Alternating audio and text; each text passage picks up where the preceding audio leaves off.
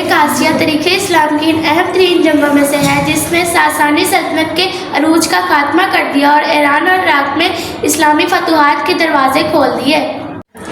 یہ جنگ 15 ہجری میں عراق کے شہر قادسیہ کے مقام پر لڑی گئی۔ اس وقت خلیفہ دوئم حضرت عمر فاروق رضی اللہ عنہ کا دور خلافت تھا۔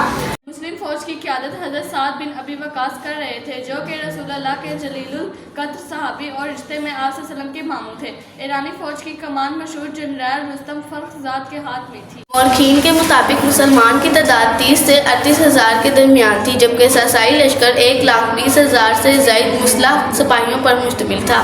ایرانی فوج نے مسلمانوں پر دھاک بڑھانے کے لیے 33 جنگی ہاتھیوں کا استعمال کیا۔ یہ ہاتھے مسلمانوں کے لیے ایک نیا چیلنج تھے کیونکہ ان سے گھوڑے بھدک رہے تھے۔ یہ جنگ مسلسل 4 دن تک جاری رہی۔ تاریخ میں ہر دن الگ الگ نام درج ذیل ہیں۔ پہلا دن ارواس، دوسرا دن اگواس، تیسرا دن اماس، چوتھا دن قادسیہ۔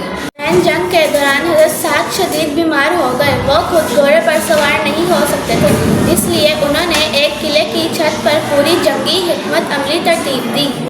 جنگ کے آخری دن ایک شدید ریت کے طوفان نے ساسانی لشکر کے پاؤں اکھاڑ دیے۔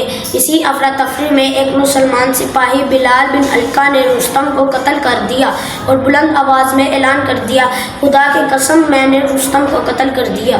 ساسانیوں کا مقدس اور تاریخی پرچم درفش قاویانی اسی جنگ میں مسلمانوں کے قبضے میں آیا۔ یہ پرچم ان کی سلطنت کی شان و شوکت سمجھا جاتا تھا۔ کاکا بن عمرو کی بہادری اس جنگ میں بے مثال تھی۔ انہوں نے اونٹنیوں کو اس طرح ڈانپا کہ وہ ڈرانے لگی تاکہ ایرانی ہاتھیوں کو ڈرایا جا سکے، جو کہ ایک کامیاب جنگی چال تھی۔